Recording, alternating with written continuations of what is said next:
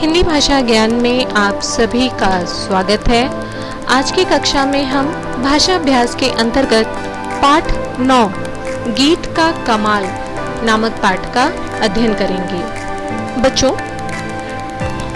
इसमें प्रश्न संख्या 1 में देखते हैं क्या है, रेखा खींचते हुए वाक्यों को पूरा कीजिए। बच्चों, एक तरफ आपको प्रश्न वाक्य दिए हुए हैं और दूसरी तरफ उसके उत्तर हैं, उनसे संबंधित उत्तर है। कहने का मतलब ये है, जो उत्तर है उसे आपको सही प्रश्न वाक्य से जोड़ना है ना। तो सही मिलान करना है, तभी आपका वाक्य पूर्ण होगा। तो शुरू करते हैं। चोर ने खोदना शुरू किया। रोहित समझा कि वह वाकई गीत है। ये तो बाजार में बिकाऊ मिलते हैं। गीत गाना तो बहुत आसान है। बच्चों, ये सभी वाक्य आपकी कहानी जो कि हमने पिछली कक्षा में पढ़ा था, गीत का कमाल, उससे संबंधित है। तो यदि आपने कहानी अच्छे से पढ़ी होगी तो यह प्रश्न आपके लिए बहुत ही आसान होगा। अगला प्रश्न है, सही शब्द चुनकर खाली जगह में लिखिए। यहाँ पर आपको उत्तर दे रखा हुआ है। हेल्प बॉक्स में आपको क्या करना है, सही उत्तर का चयन करके प्रश्न रिक्त स्थान में भरना है। तो पहला प्रश्न है, यह बताओ कि डैश कैसे गाए जाते हैं, है ना। तो गाया क्या जाता है बच्चों, गीत या संगीत? गाया गीत जाता है, तो इसका उत्तर क्या होगा, गीत। अगला प्रश्न है, रोहित ने डैश को गीत गाते सुना। किसको गाते सुना? दोस्त को। आगे जाकर उन्होंने एक सांप को सरकते देखा। चोर डरकर दरवाजे की तरफ देखने लगा। अगला प्रश्न है, मोर शब्द का लिंग बदलकर लिखें। तो शब्द है मोरनी। अब इन शब्दों का लिंग बदलकर लिखिए। बच्चों, आपको मैंने पिछली कक्षा में भी बताया था कि लिंग किसे कहते हैं। जिस संज्ञा शब्द से यह पता चले कि वह स्त्री जाति का है या पुरुष जाति का है, उसे लिंग कहते हैं। लिंग पर मैंने अलग सी वीडियो बना रखी है, जिसे आप देखेंगे तो आपको बहुत अच्छे से समझ में आ जाएगा कि लिंग किसे कहते हैं, इसकी पहचान कैसे की जा सकती है ना। शब्दों और इनका किस तरह से हम वाक्य के माध्यम से या शब्द के माध्यम से हम इनकी किस तरह से पहचान कर सकते हैं। अब आपको प्रश्न शब्द को किस में बदलना है, उनके लिंग बदलना है। तो आइए शुरू करते हैं। पड़ोसी, पड़ोसन, हिरन, हिरनी, चूहा, चूहिया, भाई, बहन। अब अगला प्रश्न है, नीचे दिए गए शब्दों के बहुवचन रूप लिखिए। वचन जिस संज्ञा शब्द से उसकी संख्या व गिनती का बोध होता है उन्हें वचन कहते हैं। यदि एक संख्या का बोध हो रहा है तो एक वचन, एक से अधिक संख्या का बोध हो रहा है तो बहुवचन।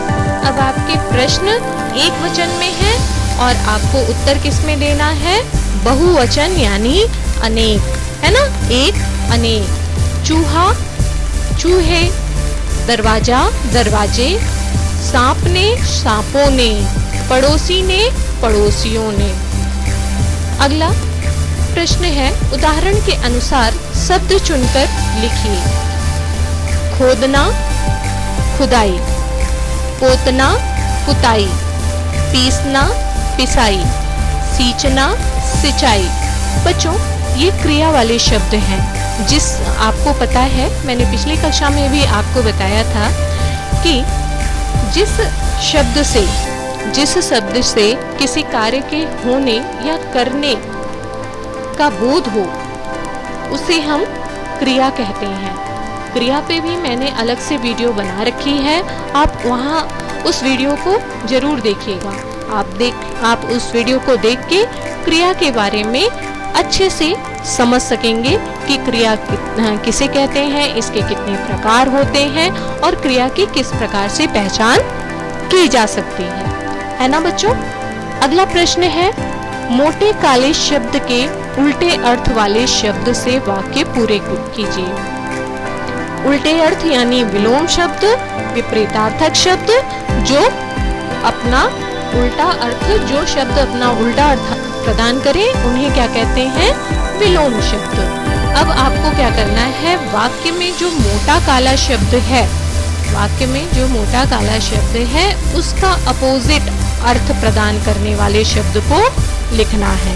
मुझे आधी रोटी नहीं पूरी रोटी चाहिए। आधी का पूरा, आधे का आधा यानी रोटी का आधा टुकड़ा, तो आधे का उल्टा क्या होगा, पूरा, है ना। तो मुझे आधी रोटी नहीं पूरी रोटी चाहिए। नेहा रात दिन पढ़ती रहती है। बारिश होने पर सभी बच्चे खुश थे, केवल साहिल उदास था। यह घड़ा उठाना मुश्किल नहीं आसान है।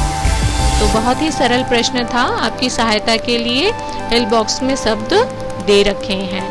अब प्रश्न है बच्चों, नीचे दिए गए वाक्यों में सही निशान यानी विराम चिन्ह लगाइए।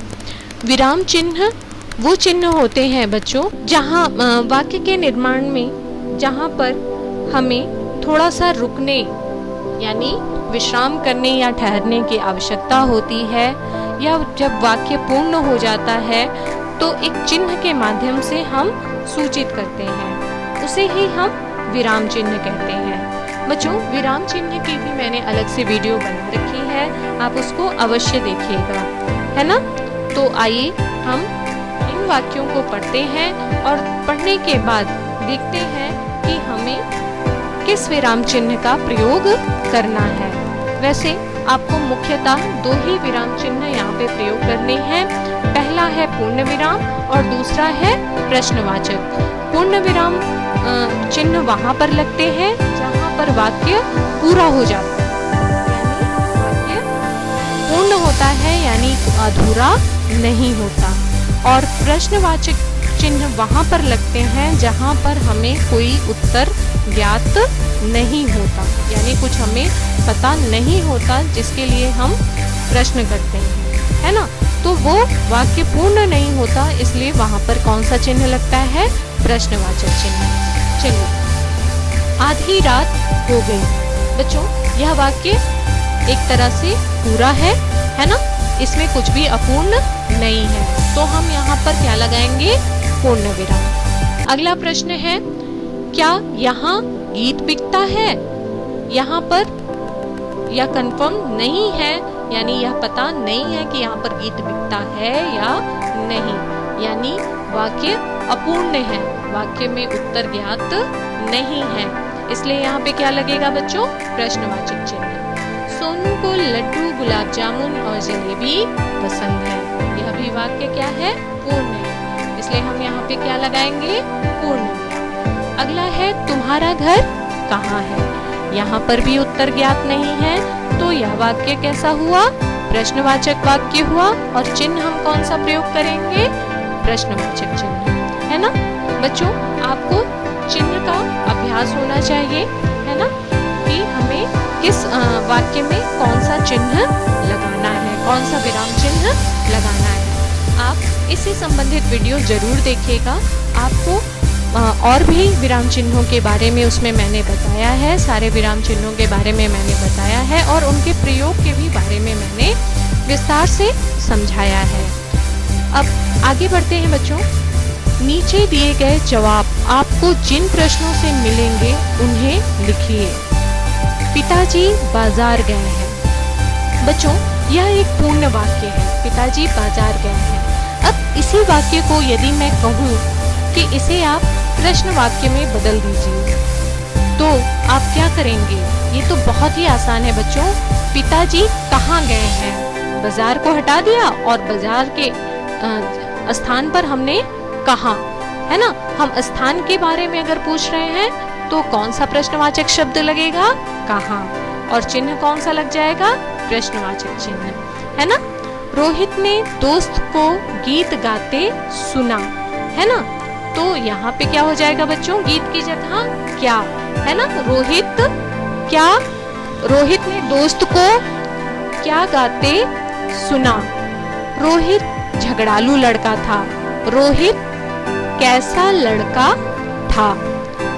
ये तो बहुत ही आसान था बच्चों। इसका आप और भी अभ्यास करेंगे तो आपको बहुत ही आनंद आएगा। अब अंतिम प्रश्न है, 4-5 पंक्तियों की कोई भी स्वरचित हास्य कविता लिखिए। बच्चों यह कविता तो आपको खुद लिखनी है। आपको खुद ही एक हास्य कविता किसे कहते हैं बच्चों? जिसको पढ़कर आपको आनंद आए, जिसे पढ़कर आपको खुशी मिले, जिसको पढ़कर आपको हंसी आए, ऐसी कविता को हम हास्य कविता कहते हैं। जैसे आपने सुन रखी होगी अपनी नानी दादी, है ना, या अपने रिश्तेदारों से, जैसे बंदर मामा पहन पजामा, है ना, इस तरह की कविता आपने सुनी होगी, बंदर मामा पहन पजामा चलिए ससुराल। तो इस तरह की कविता आपको खुद लिखनी है जिसको पढ़कर आपको हंसी आए। तो इस तरह से बच्चों आज की कक्षा में मैंने आपके समस्त प्रश्न अभ्यास करा दिए हैं, जिन्हें आप डिस्क्रिप्शन लिंक से देखकर कर लेंगे अपनी पाठ्य पुस्तिका में। आज की कक्षा में बस धन्यवाद।